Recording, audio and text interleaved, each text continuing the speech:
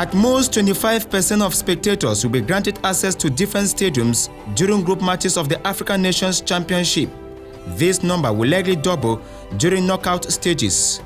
In this light, officials of the Ticketing Commission have started working on an efficient modus operandi to make available limited seats in stadia for fans.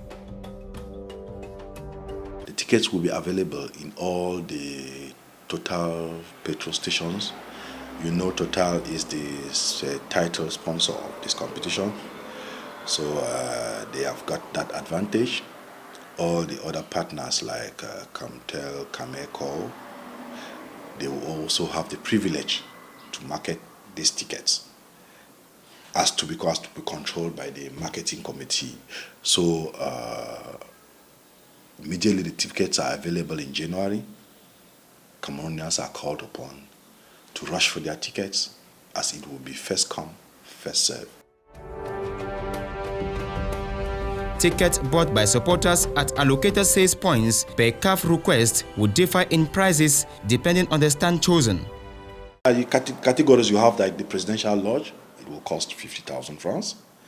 The VVIP will cost 40,000 francs. The VIP Tribune will cost 20,000 francs. And then the Tribune under the Presidential Tribune, Tribune d'honneur as they call it, it will cost 5,000 francs. Tribune B will cost 3,000 francs, and then the popular side, that's where the ambience comes from. When you hear the noise booming and cheering the players, most often it comes from that side. That is the section that wins the match for us. That's the 12th player that we always have in the stadium. It will cost 1,000 francs.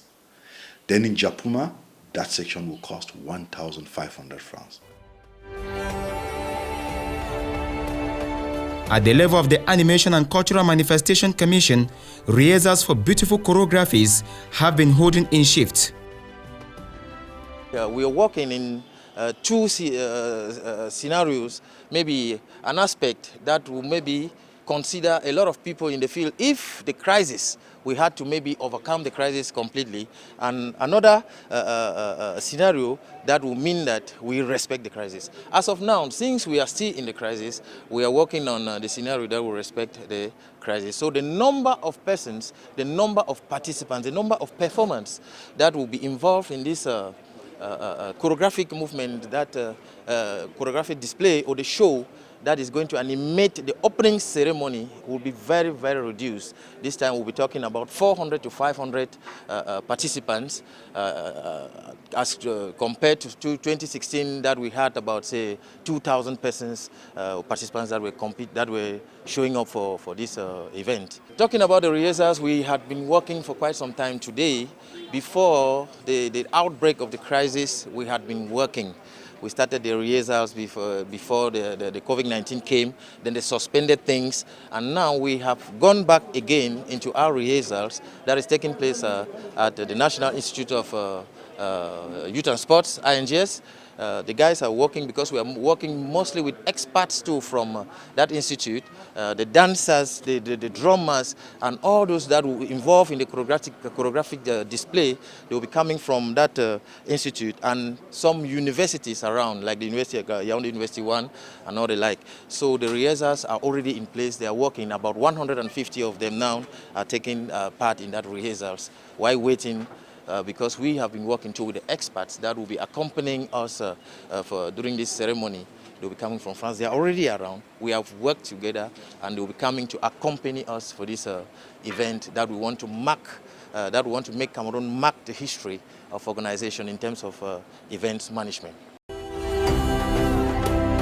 Emphasis is laid on demonstrating Cameroon's cultural diversity and unitary strength as the country hosts Africa.